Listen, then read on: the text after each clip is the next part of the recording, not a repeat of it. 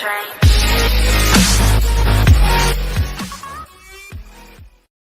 NFC playoff race got pretty interesting this week when Packers quarterback Aaron Rodgers was medically cleared to return to football. That means he's starting for the Packers on Sunday afternoon in Carolina, the first game back for Rodgers since he suffered a broken collarbone at the hands of Vikings linebacker Anthony Barr back in Week 7. Rodgers will get his shot at revenge next week with another Vikings matchup. Meanwhile, he'll have to focus on beating the Panthers and ensuring the Packers' opportunity to make a playoff run stays alive. How to watch. Stream kickoff December 17, 1 p.m. TV Fox. Check local listings. Streaming Fubo TV. Try for free. Will Rodgers look rusty when he returns? Put a gun to my head and I would tell you that Aaron Rodgers is the most talented, not the best, just the most talented quarterback I have ever seen play live. The things he does in terms of releasing from every single arm slot, to moving in the pocket, to creating plays on the run, to firing in tight windows. He's just the best.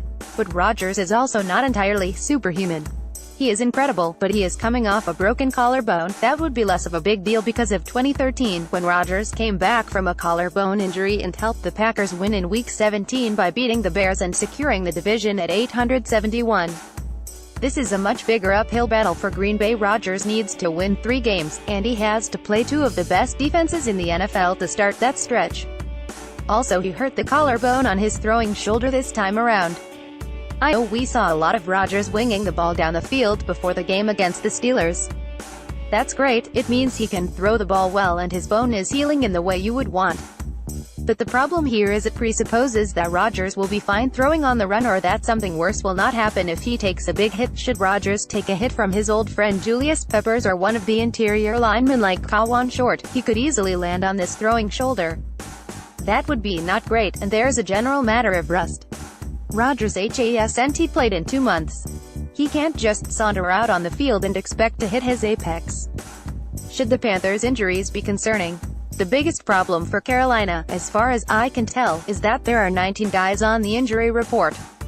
This is a team that should be better than the Packers on paper. Worst case, with Rodgers healthy, the Panthers would be able to hang with a Green Bay at home and or away. It'd be a dogfight. Now is a different scenario because Carolina has to battle these injuries. Both Trai Turner and Shaq Thompson are already ruled out.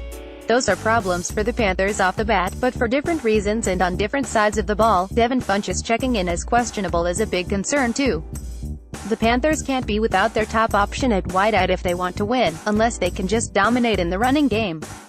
That's harder with Turner out. Looking up and down the injury report, though, it appears as if most of the guys who will matter in a big way, Thomas Davis, Luke Kuechly, Christian McCaffrey, Jonathan Stewart, Cam Newton, should be active after a full week of practice. It's worth watching to see whether any of these players are actually inactive come Sunday and just how much it impacts the Panthers once the action starts.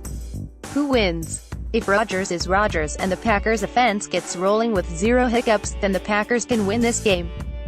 But if Rodgers struggles to acclimate himself, which would not be that unusual, this is a tough matchup. There's a reason why the Panthers are still 3-point favorites here. Vegas is largely unsure what to do with this game. But don't sleep on the Panthers' motivation. They need to win this game almost as badly as the Packers do. My colleague Pete Prisco agrees and sees the Panthers emerging victorious. This should be the return of Aaron Rodgers for the Packers from his missed time with a shoulder injury. How effective can he be in his first game back? The Panthers were really good on defense last week against the Vikings, and I think that will be the case in this one. Cam Newton and the Panthers win it. It's a pretty big litmus test for both teams. The Panthers drew a short straw by landing Rodgers instead of Brett Hundley here. The line would likely be at least Panthers 7 with no Rodgers, but they can still put their stamp on the playoff race with a big win.